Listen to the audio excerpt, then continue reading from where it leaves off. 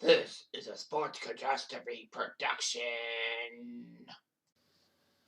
Hey there, Heather, ho there. It's Jeff Carter. I'll be walking you through another Sports Catastrophe birthday boy. And your birthday boy for today, November 26th, is a former NBA star, primarily for the Seattle Supersonics. Excuse me. But he also played for Cleveland, Portland, and Orlando. He actually was named to the All-Star team 6 times. He's 53 years old today, and he is a superstar who was born in Indiana and is a Seattle icon, and he is Sean Kemp, Rain Man, as they call him. But Rain Man, Reign.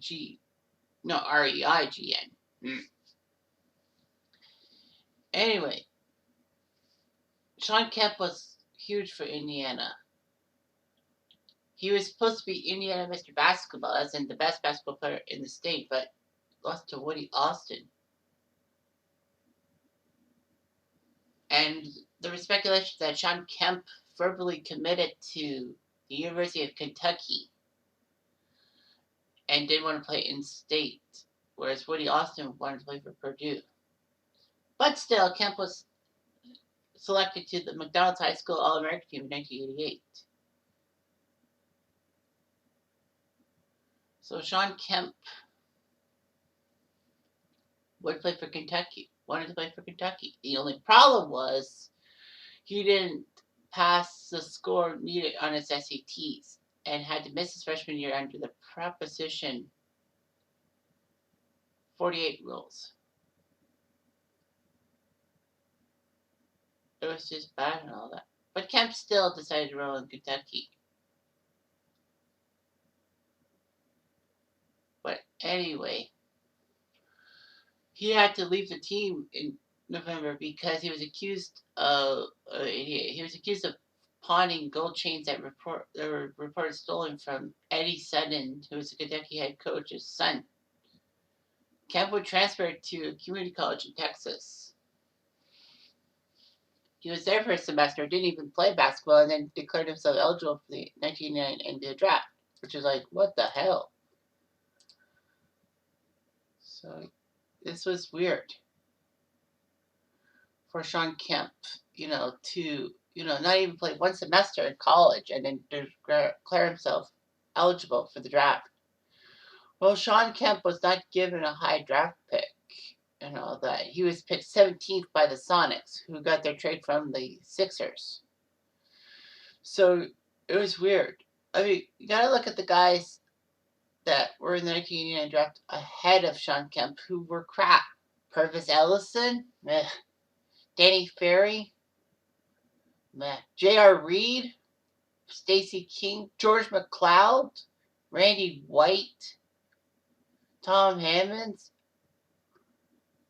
Michael Smith, Todd Lichty.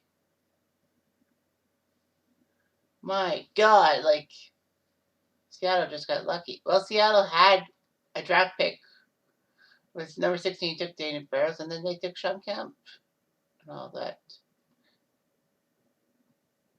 When you look at the power forwards and centers and all that, Kemp was the best one out there drafted. Well, Kemp in Seattle was actually mentored by Xavier McDaniel, so that worked out. So his skills would progress. But into his second season with the Sonics, he looked pretty good and all that.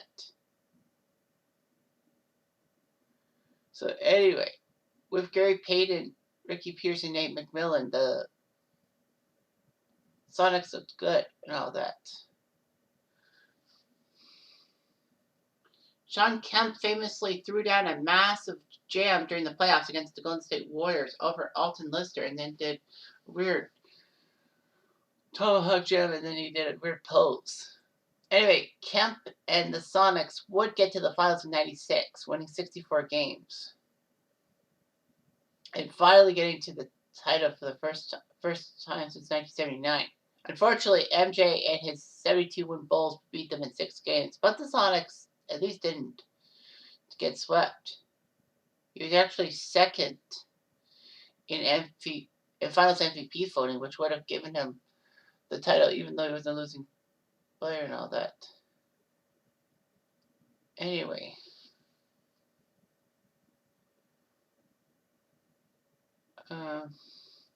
Kemp signed a decent contract and then was upset when the Sonics signed Jim McIlvaine to a 7-year, $33 million contract exceeding Kemp's salary.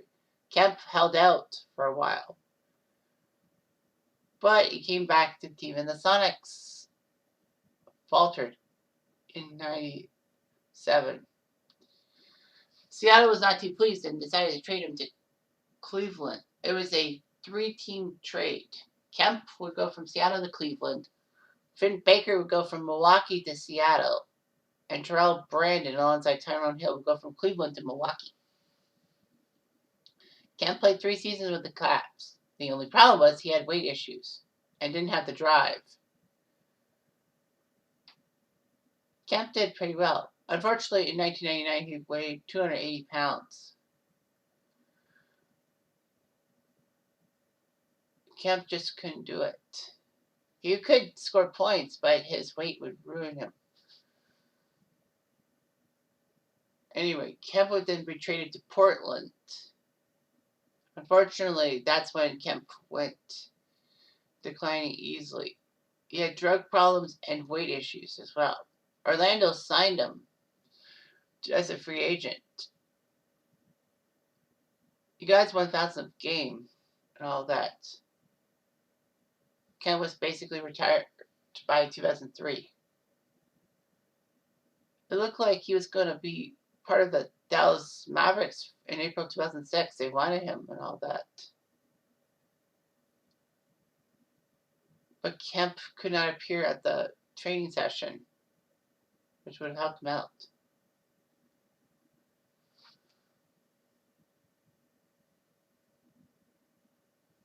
Kemp would shed weight and all that.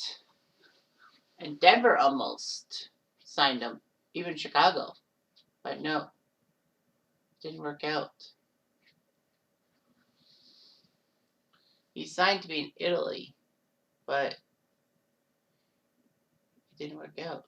Anyway, Kemp is the definition of a baby daddy. He had 7 children with 6 different women. His oldest son, Sean Jr., played for University of Washington basketball, and another son played at Southeastern Louisiana. Sean Kemp's on the cover of NBA Jam Extreme with him dunking over Hakeem Olajuwon.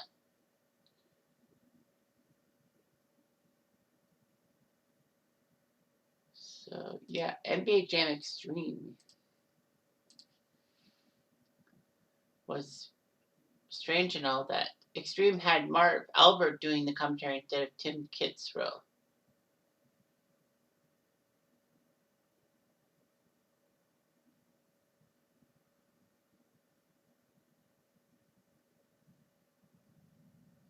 So,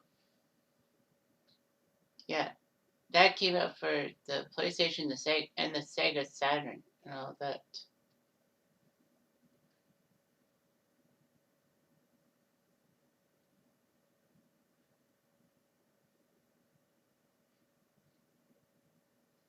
So, yeah, it didn't score that high up. Regardless, he tried his best. He actually opened a cannabis dispensary in Seattle, Kemp was. So he had a lot of drug problems and all that. Anyhow, he still played 1,051 games in the NBA, 14.6 points per game, 8.4 rebounds per game. So he was decent, like 18 points per game. I thought he would have a lot more 20s. Anyway, Seattle, he helped them get to the 96 finals. 93, they almost did it, losing game 7 in the conference finals. He played 88 games in the postseason. But Sean Kemp, unfortunately, just had faltered a lot.